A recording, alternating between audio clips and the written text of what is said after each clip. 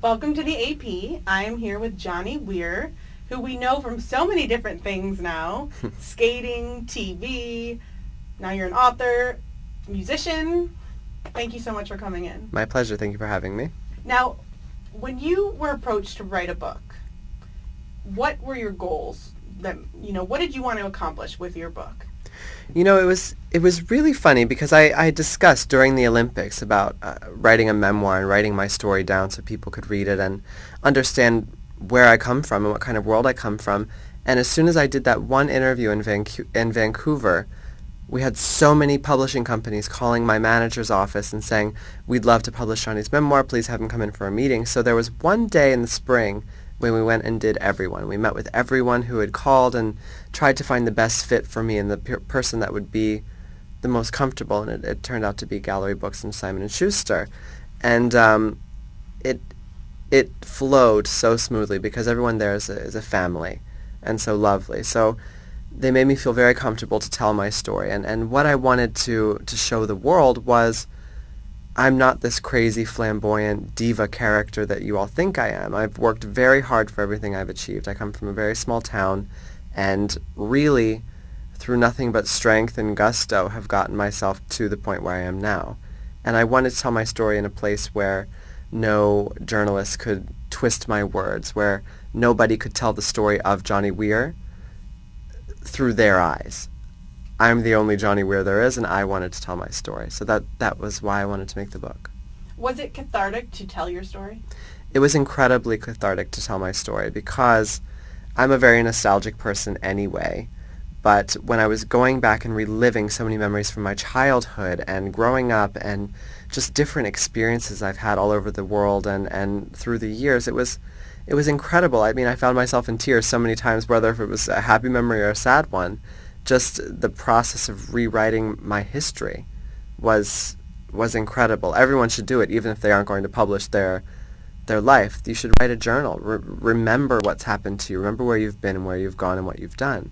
And you'll feel so elated after to see what you've become.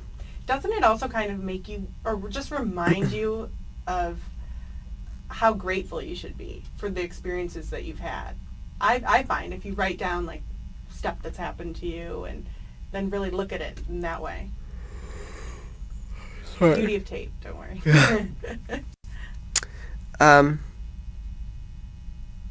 One more time, reload. Doesn't it also, just by writing down your experiences, especially the good things that have happened, remind you appreciation? Of yeah. Writing everything down absolutely made me appreciate all of the things that have made me into Johnny Weir, a two-time Olympian, champion of many figure skating events, now a recording artist and an author and producer of my own shows and on television with 2 or 3 different shows all the time. And I mean, these things don't happen without hard work, and it really made me appreciate everything that I have done and sacrificed and gave up.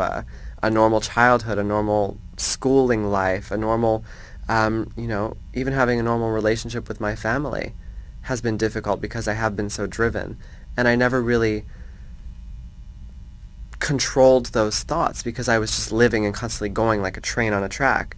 And when I had to sit down and write it, I appreciated every moment that I remembered where I could see now as an adult where my parents had sacrificed, where my little brother had sacrificed, where my boyfriend from that period in my life when he had to sacrifice having a normal relationship with me because I was so busy and so driven.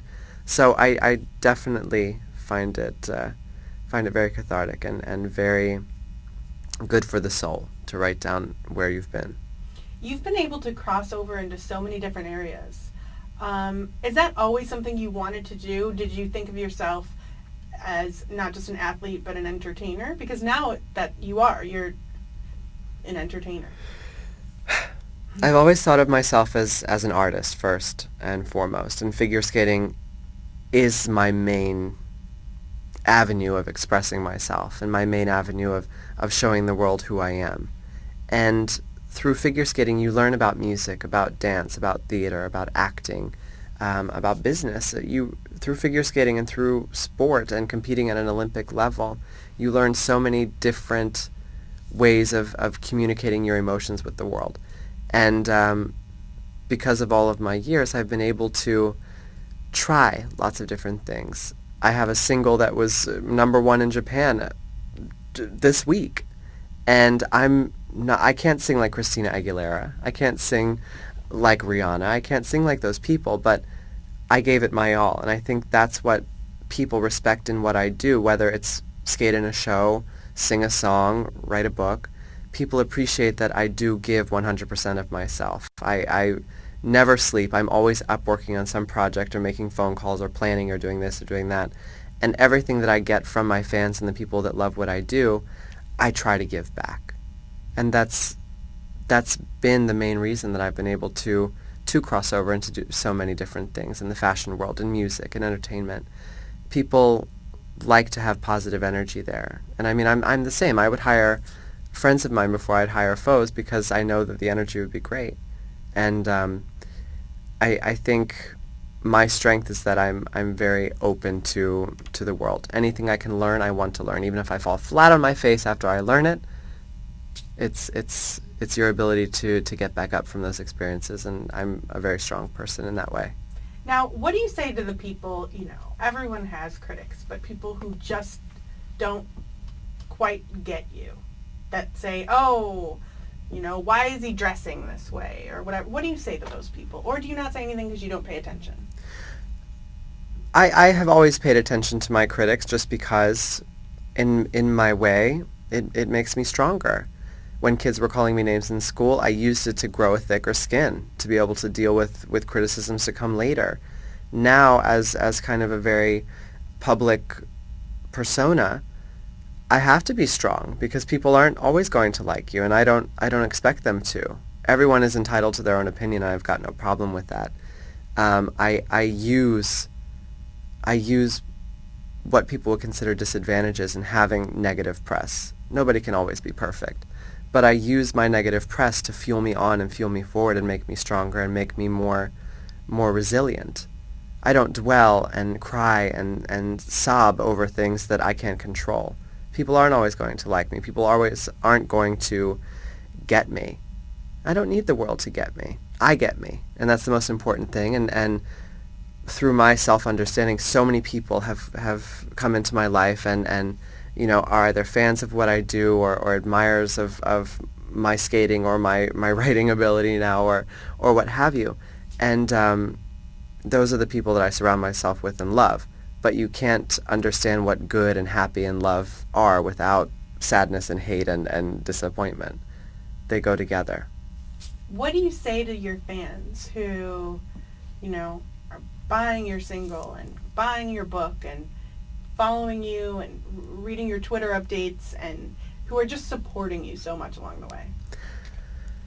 I can only say thank you to my fans. There are no words quite big enough to thank them for everything that I've been given through them. I mean, I very firmly believe that my second trip to the Olympic Games was, it had a lot to do with my skating prowess and my ability, but it had a lot to do with my fans. Figure skating is a very political sport, and I think had they been given the opportunity, my Olympic governing body, the U.S. Figure Skating Federation, wouldn't have sent me to this Olympics if they'd had a choice.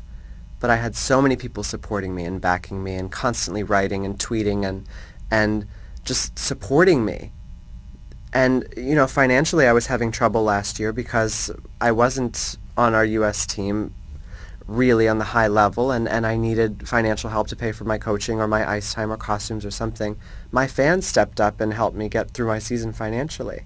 There's no way I can possibly thank my fans for continuing to support every project I do, continuing to love me, and everything that I get from them, whether it's love or finances or support.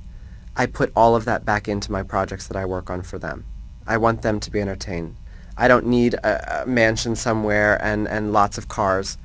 I want them to be able to appreciate my art, and I want them to know that I appreciate them. What are your